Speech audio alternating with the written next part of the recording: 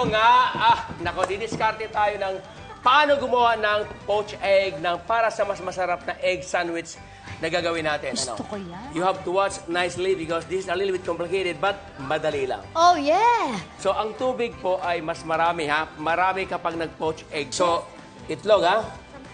Yan, Naku, nakita niyo kung paano binitawan ni Chef isang kamay, Isang kamay lang. oh. Kailangan talaga ganyan kadami ang tubig, Chef? Ganyan kadami. Lagyan natin ng about 1.5 tablespoon or 2 tablespoon of Vinegar. Plain lang. Maliwanag po ba?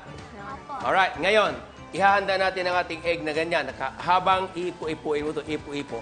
Umiikot ng ganyan, iangat mo ito, antay mong luminaw at saka mo ilagay.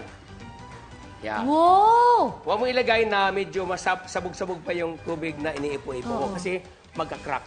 Ngayon, kung gusto mong well done o medium rare o medyo, ang tawag yan, soft pa ang egg, pwede mo nang kunin. Ayun! Diba? Ayan, medyo soft pa. Soft. Gusto ko soft. Oh. Ay, naku, mukhang masarap. Alright. Nagbabasag. O, mas maganda yan. Okay, next. Next, ayan, yung sa akin na. Ayan, Alright, isa pa ulit. isa pa. Siyempre, sinasabayan nga ito ng ganun, boys. Come on. Alright, ha? Yan. Tingnan mo, umiikot siya. Ipo-ipo, Umiikot, kailangan ipo-ipo, mali- ipo-ipo. Yes. Iangat. Ayan na. At saka mo ilagay ngayon. Sana ako, Chef, eh. O, yan. Okay. At sana ikaw nga, ilagay Oo mo nga. nga, eh. Natapos na Hindi, tuloy okay bigla. lang. Kasi, ayan, oh, nabubuo na. Ayan. Sasama lahat yan. Hindi siya maghihiwalay. Ayun, dahil nga meron tayong vinegar. Oo. Babatakin, mabubuo. Parang ganon.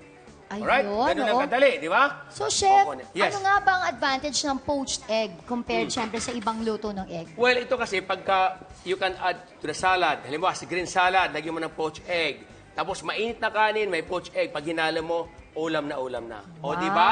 Wow. At least hindi malansa dahil malasado luto siya. So, hindi mo nalalagyan ng salt?